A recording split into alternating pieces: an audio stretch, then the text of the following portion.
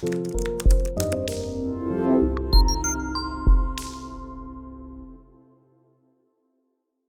guys, it's Carl here. So if you're new to the channel, please give it a subscribe and keep in touch with the videos I'm uploading. So in the practice I work in Aspen Council in Lucan and Dublin, we get a really healthy balance of men and women come through the door, and it's a really positive thing to see. It's great to see everybody feeling comfortable engaging with the services and trying therapy, and hopefully again it has a positive effect on society in general. But what I've noticed is that specifically around estrangement, and I get more and more clients have been coming in over the last few years to talk to me about their struggles with family. I find that a lot of women come in and they're very comfortable to talk about their estrangement straight away. It's like there's nothing else to really that they're concerned about. There are other issues, but they're comfortable talking about their family and their estrangement. Whereas with men, they tend to present more so with maybe challenges around their mental health, or maybe their struggles with their adult relationship, maybe with their partner or with somebody else. And it takes time to really coax out their family dynamic and the history, and to see if that's an influencing factor. And very often it is, not always, but often there is estrangement in their life, and maybe they haven't quite joined the dots. They haven't made that correlation between the dynamic with their family and their history with their family and how it's affecting them now. But what's interesting about is that when I was doing my own research around family estrangement back in 2018, and I put out an advertisement looking for, it was an invite for participants to take part in the research, and I did get some men reply, but it was mostly women.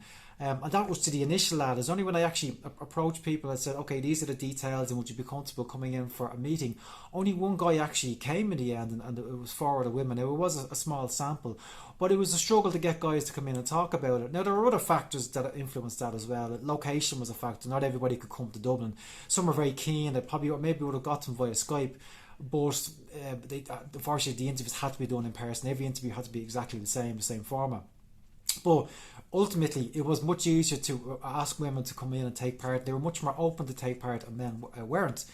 But what's also interesting is that aligns with all of the existing research around family estrangement. And when I just went through about 6 or 7 papers, just out of curiosity, to look at the participants and the demographic, and after a very quick review, it was clear that between 70 and 95% of the participants in some of the research papers around estrangement were women, which meant that in some papers only 30% male participation and in others only 5%.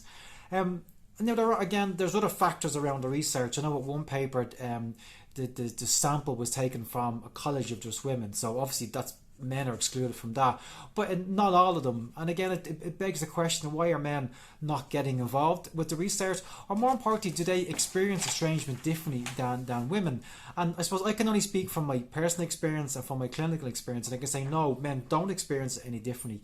The sense of loss, the sense of uncertainty, the sense of isolation, it exists for all of us. Then is there other factors as well that we need to think about? For example, are men just not comfortable talking about their family?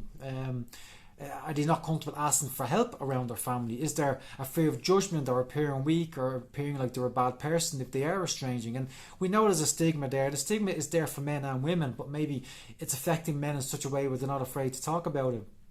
And it would be quite tragic, but it also, we see similar trends around mental health, and we're noticing that men tend to be less comfortable talking about their mental health and talking about their emotions, which is just incredibly tragic. And I wish men would feel more comfortable engaging with support, no matter what the issue is. But I suppose, as somebody who works with estrangement, as a man who works with estrangement, and as a man who is living with estrangement as well, I'd love to see more men get involved.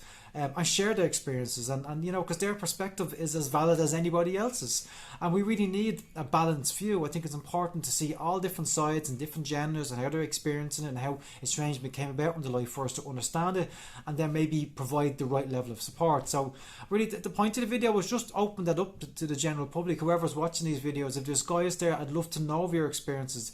More importantly, so do you feel comfortable talking about your estrangement? What are your experiences like? And also to join, there's a Facebook group. It's a free group, it's closed, so it's private. If you want to get involved there, because I just welcome more and more men to get involved in the narrative and share their experiences and their opinions, and they're very welcome, and there's no judgment in our group, and again, your experiences are as valid as anybody else's. So that's it, guys. Thanks for watching. Again, keep in tune with the channel. I'm going to be uploading more videos hopefully in the next week or so, and I'll talk to you all very soon. Take care. Bye bye.